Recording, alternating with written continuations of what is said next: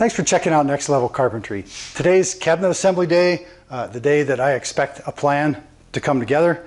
I've spent a lot of time designing, fabricating, staining, finishing, and prepping all these parts for the assembly. And today's the day I put these guys together and deliver them to the job site for installation next week.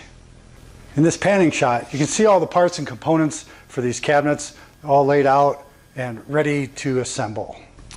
I wanted to do this intro sequence before I actually started putting these back together after the finishing process, so I can have a unit here for you to look at, and I can point out the things that I'm doing, some of the features of design of the cabinetry, the joinery, etc., that makes the assembly process go a little quicker and ensures accuracy and a sturdy, square, true finished cabinet. And if anyone's jonesing on one of these Next Level Carpentry t-shirts, just watch the video to the end. There's a special offer code from TeeSpring that's 10% off any of the t-shirts or other stuff from the Next Level Carpentry swag shop. So stay tuned and check it out. Now I'm going to get to work.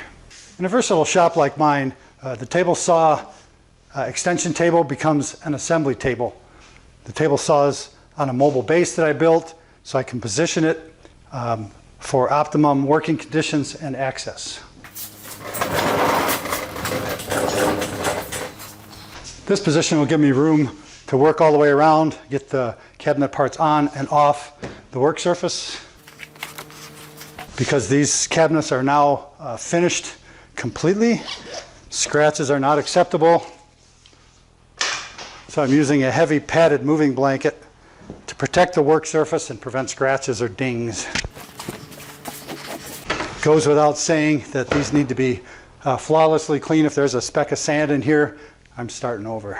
The steps in this video are going to be a little out of sync because I'm shooting some of this during the assembly of the first cabinet and some during the assembly of the second cabinet, but I don't want to forget any of the steps. So it's just going to end up that way. There's two different cabinets. When you saw me build the drawers for these, there's a 24-inch wide cabinet and a 36-inch wide. I'm going to build the 36-inch first so I can gather up the parts for that cabinet and get them ready to assemble. Everything is labeled and numbered so I know which parts go to which parts for the reassembly process. So I'll go ahead and gather those up. There's some parts on these cabinets that I've masked off. They're hidden inside the cabinet and there's no need to go to the expense of staining and lacquering something that's never going to be seen. You can see on these back panels, the stain stops here. This is the back of the drawer area in the cabinet. The cabinet needs a back in it for strength, but it doesn't need to be finished because it never gets seen.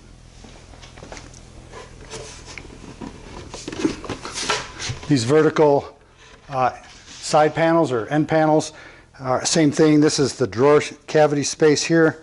So I just masked it off so that I'm not lacquering and staining this area that never gets seen. And if it was just one area on one panel, I'd just go ahead and lacquer it because it's faster than masking it off. But with all these parts, the number of cabinets, the total square footage that doesn't need to be lacquered adds up and is a cost savings in the end. These cabinets are for a wonderful couple, Kent and Jean, and the wider cabinet is for Jean. She gets the bigger drawers and the bigger shelf space. Kent will have to deal with the 24-inch width, but somehow, guys, that's just the way it works out, right? You can see on the top of the part, this is JRT, so it's Jean's drawer cabinet, the right side and the top of the panel. I designate the left and the right sides so that the best face of the best panel shows as you walk into the closet. If there's an A plus and an A minus side, which is the case, the A minus side is less visible upon entering the closet. This is the countertop that separates the drawer section from the shelf section for Jean's cabinet. And there's no need for this to be varnished because it's the underside of the top. Once I've got all the parts gathered up and unmasked, they're ready for assembly with one final addition. And I did a complete video on this at one point. I'll put a card to it here. But because this is a sprayed finish and I don't have $1 million spray booth, there's inevitably the slightest bit of overspray and a couple little minor dust nibs that end up in the surface of this lacquer finish. It's smooth as can be, but there's these slightest little nibs on there. I think you might be able to hear them. when I rub my hand on there. That's one reason I like working with a sprayed lacquer finish, because it dries quite quickly and prevents dust buildup. But inevitably there'll be a little bit of overspray when I'm gang spraying parts. They're all in a row and the overspray carries. But I don't want to leave that slightest rough texture on the finished product that I deliver to the customers. If I use any type of sandpaper or steel wool, it's going to disrupt the sheen and make it look terrible. It'll be smooth, but it'll look bad. So the video I did was called The World's Finest Sandpaper, and what that amounts to is a brown paper grocery bag. They're getting harder to find these days, but with New York City banning plastic bags, maybe paper will come back. Anyways, brown grocery bag paper is the world's finest sandpaper, and I just use it to give all the surfaces a firm but quick wipe.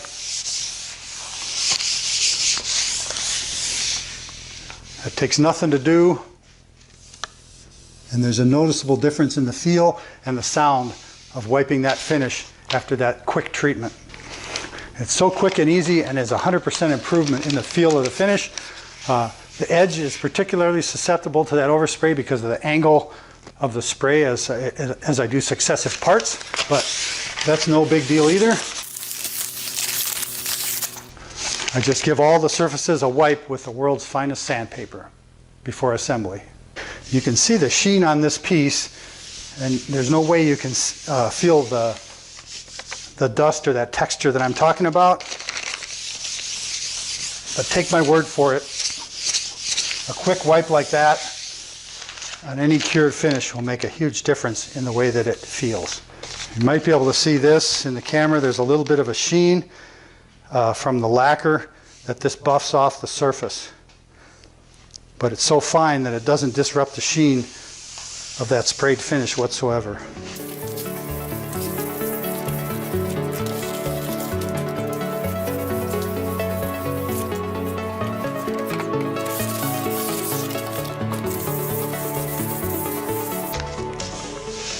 And that's all it takes for a perfectly smooth finish. And now these parts are ready for assembly.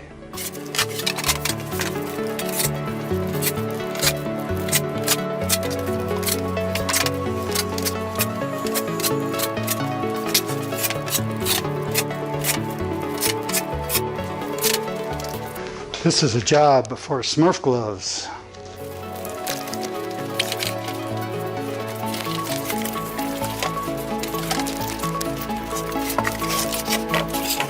And that, friends, is how one man assembles and stands up 125-pound cabinet all by himself. No fault, no foul.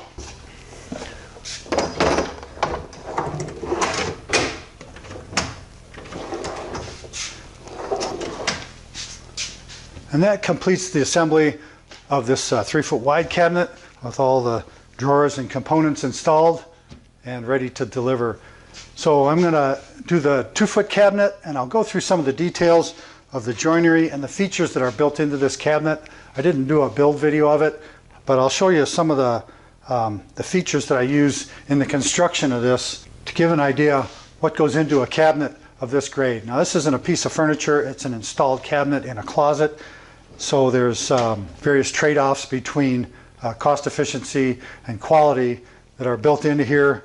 And it suits the customer's need, gives them a good, reliable job, but doesn't go to extremes for materials and joinery. And the first thing I'll cover is some of the details of the vertical pieces for the side of the cabinet, so you can see how I plan this case construction out to end up with that as a finished product. If you saw the edge banding video, you can see how I put the edging on here. This is not going anywhere. It makes this piece of core veneered plywood look like a solid piece, more or less. I masked this off. This is the only part of the drawer cavity that'll be visible when the doors are closed. So I put the lacquer and the stain coming in from the edge, but this doesn't need to be finished. You can see the note here. This is Ken's cabinet, the right panel and the bottom. That's the shelf that goes in here.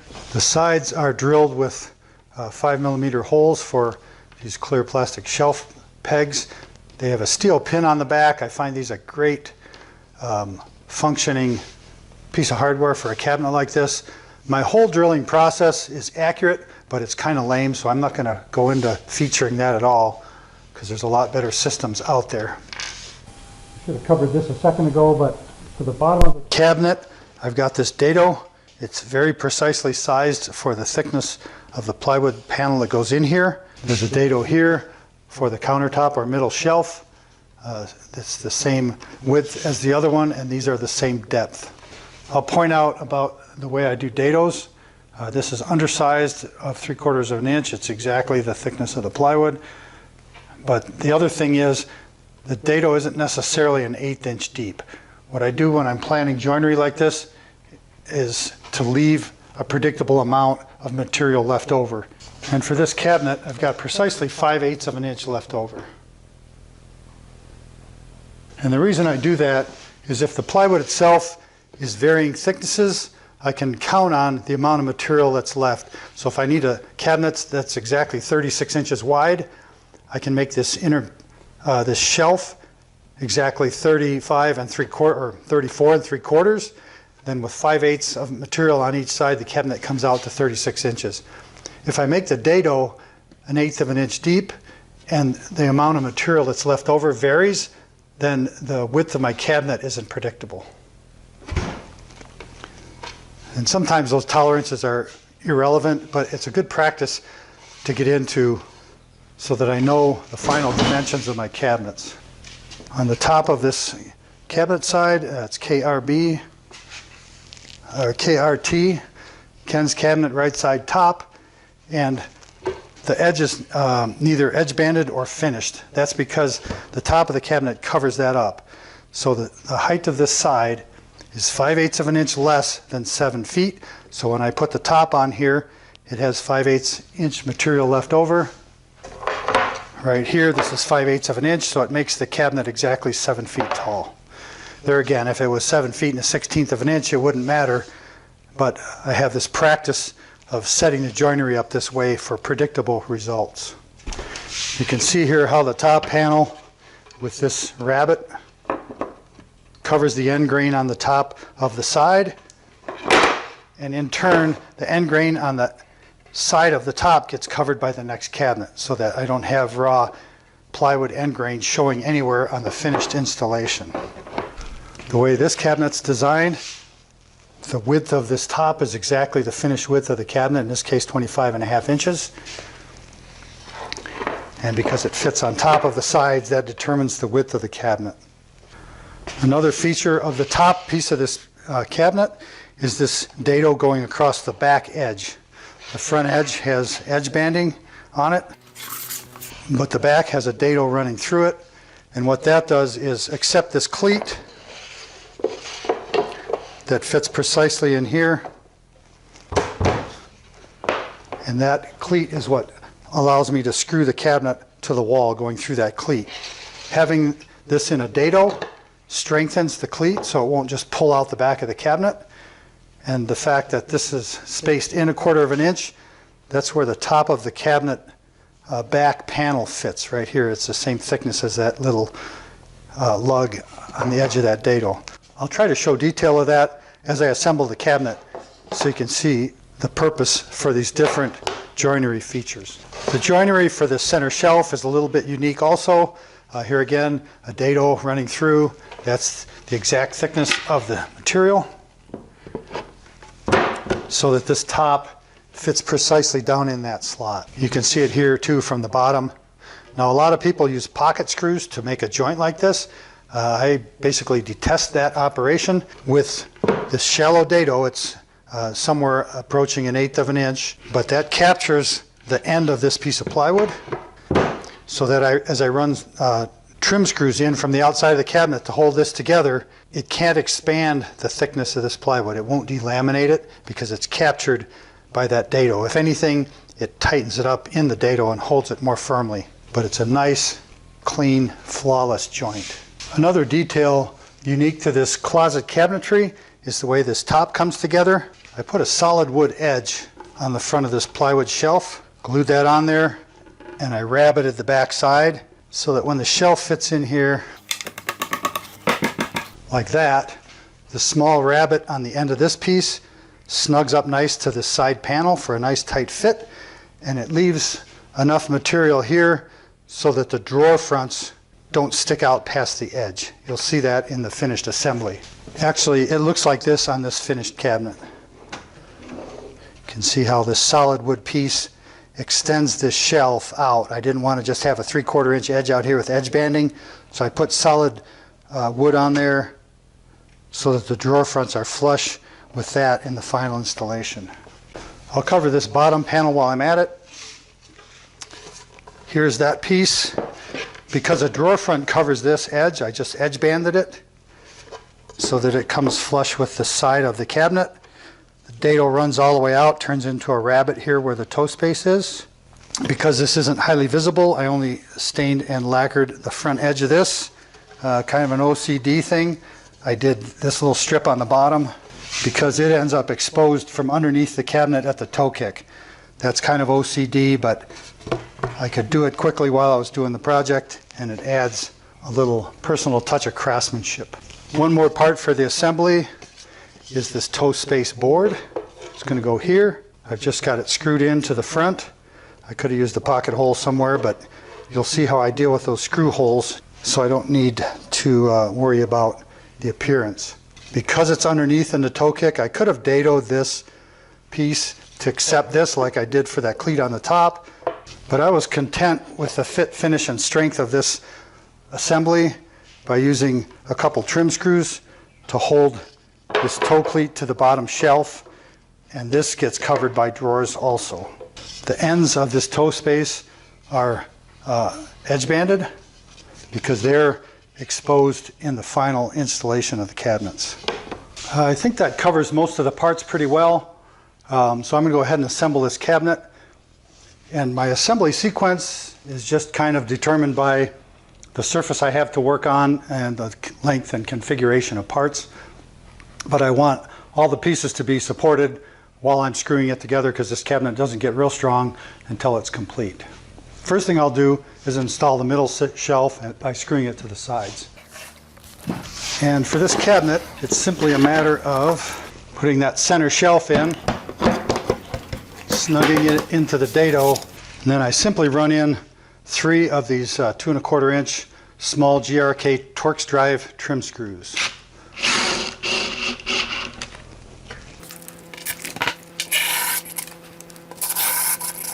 And I'm fully aware that I'm committing heretical blasphemy here with this process. A, I'm not using glue in that joint. I'm the one that answers callbacks, and I don't get callbacks. I put the cabinet together this way, that joint will never come apart. I can put glue in there to feel good, but it's not going to do anything for the strength of the cabinet. So I don't bother putting it in on that connection. The other thing is exposed screw heads. Somebody's going to scream, oh, you should be using pocket holes from underneath. Well, you sure could. I prefer this method, and once you see how I deal with these screw holes, you'll probably understand why you might still want to use pocket holes to have the fasteners concealed on the inside, but personally I don't like the strength that they have in this kind of connection, and so I don't use them. I use this method. Blasphemy and all. The heresy continues when I install the bottom shelf, and the lettering on the sheet tells me which way it goes into that slot. And I'll just screw this in as well, making sure I'm perfectly flush on the top and on the bottom at this toe space. I'm very careful about the depth that I drive these Torx drive screws. They're just shy of the surface. It's easy to run them in so deep they just come out the back side of the material, but I don't want to have them proud of the surface for when I fill those holes. That's the sweet spot right there. I almost forgot, I was going to show you how I patch the holes from the trim screws in the sides of these cabinets. And I did the 3 that are right here, and I don't think you can see them in the camera. 1, 2, 3. That's what they look like when they're done. Remember, this is a closet, not the middle of a dining room table. There'll be clothes hanging here. If somebody really wants to find them, yeah, they can find them, but nobody's going to walk into the closet and go, oh yeah, that's where the screw holes are. And that's the main idea. It's the cost versus value proposition. And this fast cap soft wax, I'll put a link to it in the video, is the way I get this done. I'll use the 3 holes on the other side of this cabinet for an example of the process. The soft wax sticks are all numbered. This is between the 8S and the 9S in color. I can use a variation or mix and match, whatever it takes. But I find in general that lighter is better than darker. I just heat the soft wax with a regular old lighter. Let's try this one first. The flame will put a little bit of soot on the wax. If you put the flame right underneath it, sometimes that's a benefit. That little bit of soot will darken up the color. But I just get a dab of it, softened up, that's big enough to fill the screw hole.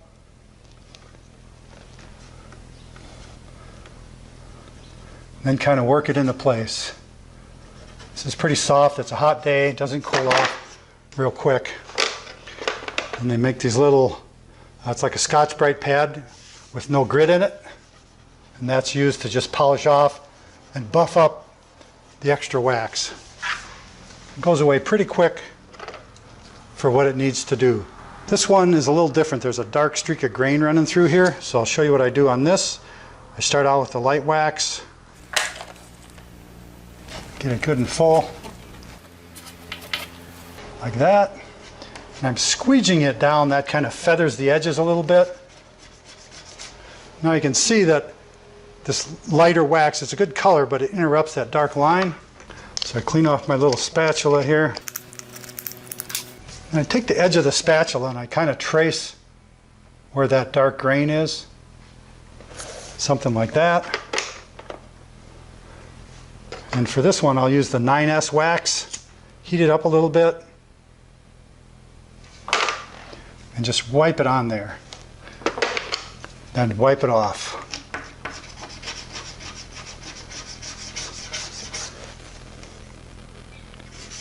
Of course, my example for the camera isn't going to be as good as can be done, but basically the dark wax fills in the scratches in the light wax and helps carry that grain feature through. So it fools the eye just a little bit, and that's all it takes. Got one more back here. Let's do this one with the light wax again.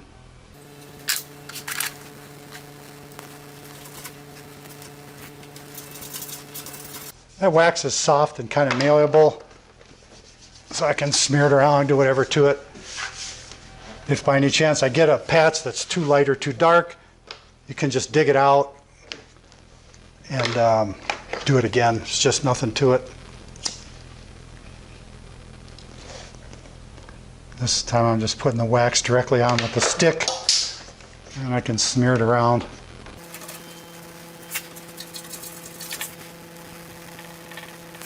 This process is as much art as science, so don't be afraid to try different combinations and colors to get the best blending repair that you can. And now that you can see how a repair with Fast Cap's soft wax goes, the tools involved, and a couple little tricks, I'll take you back to our regularly scheduled broadcast.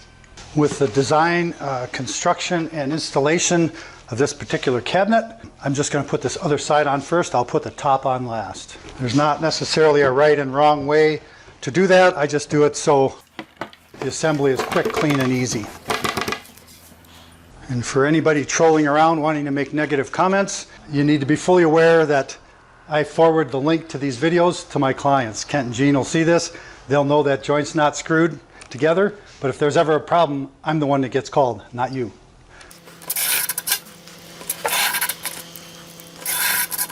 As far as using glue in a joint like that, when it's not necessary, to me it's like peeing in your pants while wearing a dark suit. You get a nice warm feeling, but nobody notices. This bottom panel is short on the back side, so that the back, the 1/4 inch back, can run through there. So I've got to lift it up to make it flush in the front when I install these screws. And it's very important that the shelf is all the way to the bottom of the rabbet or dado when these screws go in, because that screw head isn't enough to really suck that together if it's not tight already. Yes, my Makita drill survived the drop test. While I'm working on the bottom of the cabinet, I'll go ahead and install this toe space board here. Same thing, a couple of the Torx drive trim screws hold this piece in place quite nicely. And then I've got a couple screws that come down from the inside of the cabinet. And this is going to seem crazy to some people, but this piece I'm actually gluing on because the strength of the joinery doesn't add enough overall strength if this toe kick gets stressed during installation. So I'm adding a modest bead of Titebond 3 glue to keep this in place. I'm making no end of contradictions here. I never wipe up glue with rags and paper towels, except on a finished lacquered surface where the glue wipes right off instead of soaking into the wood.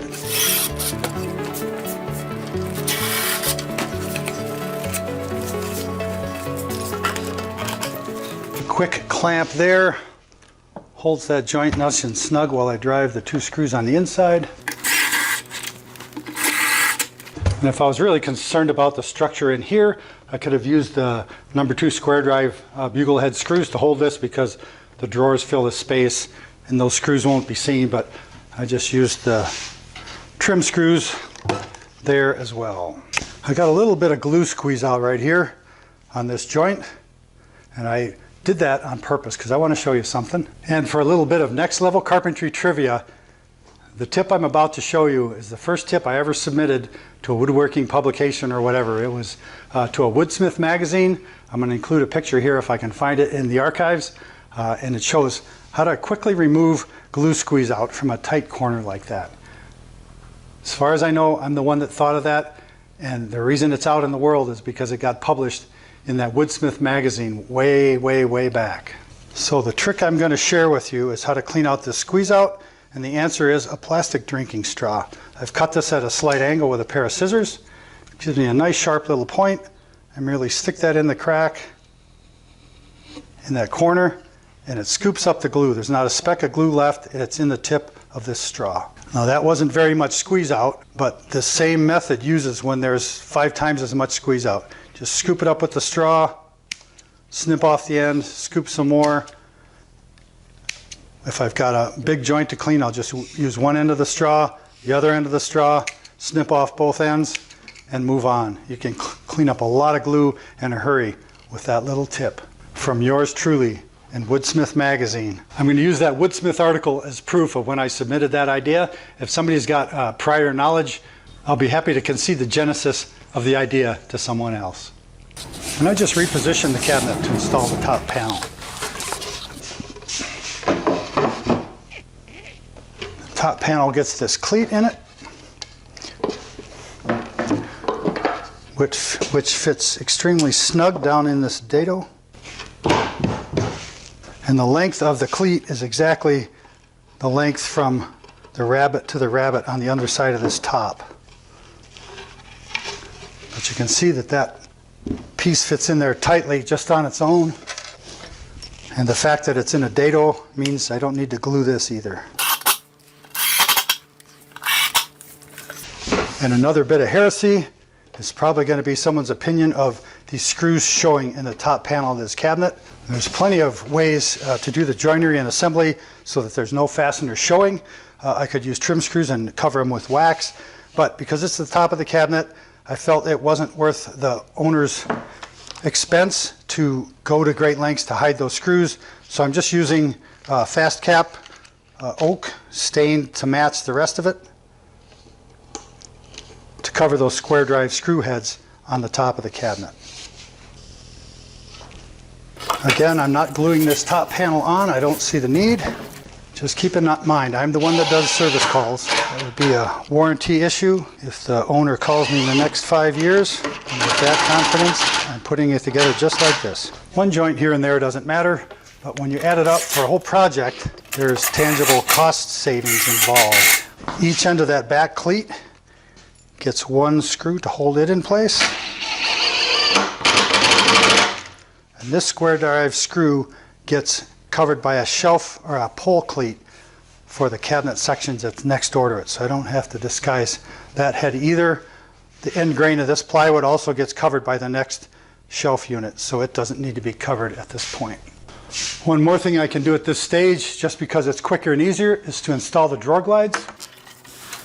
It's much easier to install them when they're laying flat down rather than screwing them inside the cabinet. Obviously this is all laid out and marked out from before, so all I've got to do is line these headed soft close quadro glides and screw them in place. Those are number 6 by 5/8 countersunk Phillips screws. Their shear strength is plenty adequate for the weight that's going to be in these drawers. And I'll put a link to these glides in the video description. People asked about them when I was doing the drawer build video. The decision to use this brand and design is partially to do with the supplier that I work with. They carry Heddich, I buy Heddich. Bloom and KT and others have soft close guides, but I really like these quadros. They're smooth, they're silent, and with this sturdy track, they're very easy to lay out and install. And this is one of those things that's a whole heck of a lot easier to do when I'm not trying to frame it for the camera. I reflect back on the days using old hardware and corded drills or a Yankee screwdriver to put this stuff in. You new guys don't know how easy you got it. Like cordless tools, little lights on them, quick driving Phillips screws and everything, like a self-licking ice cream cone. With the glides all assembled, it's just a matter of flipping the cabinet over on its face, laying the back in place, and screwing it down.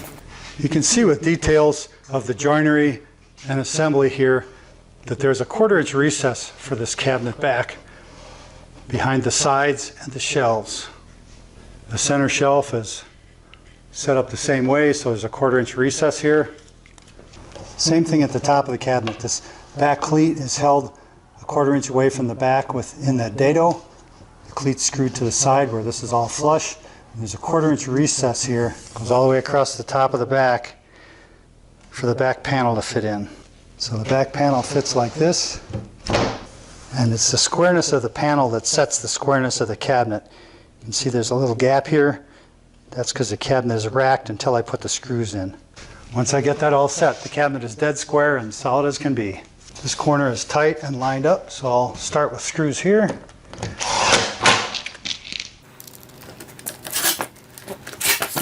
And I simply give the cabinet a bump until the margin on the back panel is tight and consistent, and I know that the cabinet is square and good to go. And with that design and assembly sequence, you can see in this finished cabinet how this cleat fits very tight to the top and the side. In the top, it's in that dado, remember, and it's butted into the side, but the back runs up behind it. So when I add a couple screws in here to hold the cabinet against the wall, the cleat is pushing on the plywood, and it's holding the whole cabinet in place because of the dado up above. Any amount of glue in this assembly isn't going to make it any stronger. But the sequence, the process, and the accuracy is what makes this a great system for attaching this sort of cabinet, unconventional though it may be. And I'm pretty sure my detractors are going to flame me for going to the extent of using screws for cabinet backs instead of blasting them in with a stapler or a nail gun, but that's fine. I've done it this way for many decades with 0 callbacks and 100% customer satisfaction. So if your business model is a different process, more power to you, but to me, it's pretty tough to argue with success.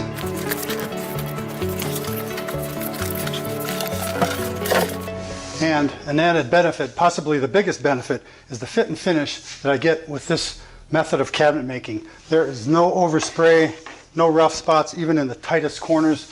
There's no drips, no runs, no errors. Everyone's on home with this process when it's done. The screws allow me to pre-assemble the cabinet and then finish it when it's unassembled, put it back together for this level of perfection. It's tough to beat, and with the system, it doesn't add undue costs for the end result that's getting produced. Now I've just got to slip the drawers in here, and I'll show you a few things about the drawer design and installation. They weren't covered in the drawer build video.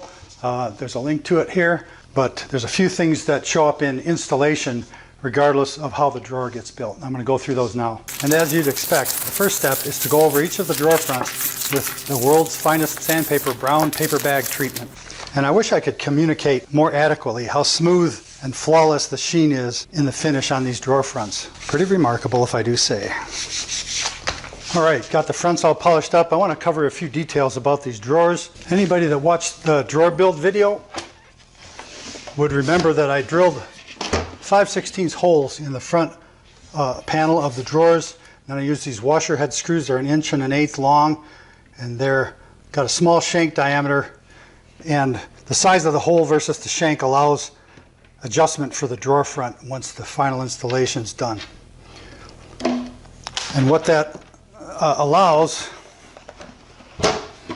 is for the drawer front to be mounted up tight to the back or to the front of the drawer, so there's no gap in there. The main issue with that is I need to put hardware on here, and the hardware screw sticks out the back panel. But there's a way around that to get a professional fit with this assembly. And the way I go about getting a flush fit is to make a small counter bore in the back face of the drawer so that the screw head that holds the knob on is flush with the surface or below, so it doesn't create a gap between the drawer front and the drawer. I'll show you how I make that counter bore in this piece of scrap. First, I take a 7/16 inch Forstner bit and make a small counter bore, a little less than 1/8 of an inch deep. Then I chuck up a regular 3/16 inch drill bit. The reason I do the Forstner bit first is that the center of this regular drill bit will find the little pilot tip indentation made by the Forstner bit and drill the clearance hole so that it's right in the center of the counter bore. And with those two steps in that order, I have a counter bore with a clearance hole drilled right through the center of it, and that combination allows the head of the screw that holds the knob on to be completely flush or recessed with the back of the drawer front. This way the screw head won't interfere with the fit of the drawer front on the front of the drawer. Unfortunately, solving one problem creates another one because the screws, by being recessed, are too long and the screw is tight before the knob is. So I have to fix that. Luckily, this is an easy fix too. I use this pair of wire stripper crimpers and the 832 thread slot. Even though this screw is metric, this will work. The main thing to remember is that put the good end of the bolt through the threads in the cutter. And I'm going to snip off, about 1/4 of an inch. By putting the screw in the threaded side, when I back the screw out of the snips, it cleans up the threads on the end of the screw so it'll start into the back side of the knob. And voila, the screw head isn't sticking out and the knob is flush and tight. Previously, I centered up these pilot holes with the screw holes in the drawer front by using a VIX bit. That's not what these are designed for, but coincidentally, the snout of this VIX bit fits nicely in a 5/16 hole, and by tapping it with a drill, it starts that pilot hole quite nicely, centered up in the clearance hole in the drawer front. So that all I have to do is line the holes up and just eyeball the shank for center and snug the screws down. And final adjustments are made once the cabinet is installed, and I can set the margins around the doors one final time. With the front and knob installed, I just have to get the drawer to engage on the hardware for a perfect fit. For added insurance against a clunking drawer, I add one of these small little rubber bumper dots to the back of each side of the front of the drawer for an absolutely silent, perfect close of the drawer.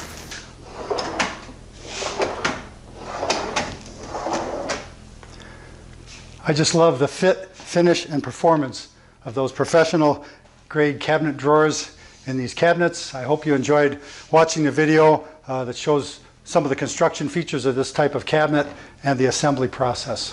If you like the video, give it a thumbs up if you would, and consider subscribing to Next Level Carpentry if you haven't already. For everyone that's watched the video to this step, I want to announce that sale. TeeSpring is having a back to school sale with 10% off anything from TeeSpring, which includes swag from the Next Level Carpentry swag shop.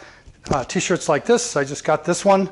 It's the regular logo tee in a burgundy color. There's stickers and signs and different posters along with other t-shirts. on the Next Level Carpentry swag shop. And if you use the code that's posted here, between the hours that are posted here, you can get 10% off anything that you get from Next Level Carpentry through TeeSpring. So if that's something you've been jonesing on, go ahead and pick it up. It'd be great. The sales there help support the channel. The other major support besides sales from TeeSpring is Patreon. There's a growing list of patrons through Patreon that are helping support the channel and allowing me a little more freedom in video production and time, because that revenue offsets the income I make in my carpentry business. So check that out if you're motivated to, and I really appreciate it. It looks like we're going to slingshot right past 100,000 subscribers. I'm really excited about that. I don't even know if I can come up with a celebration video for that. I might come up with something, but otherwise I'm just going to let it go by and thank every one of you who's part of that 100,000. It's a big number. It's important to me, it's important to YouTube, and I really appreciate it. So I'm going to get these loaded up and delivered. I'll try to do a little video once the cabinets are installed and the closet is all repainted so that you can see what this stuff looks like installed. So I'm going to quit yammering and wrap this up, and I hope you can agree with me that you gotta love it when a plan comes together. Until next time, thanks for watching.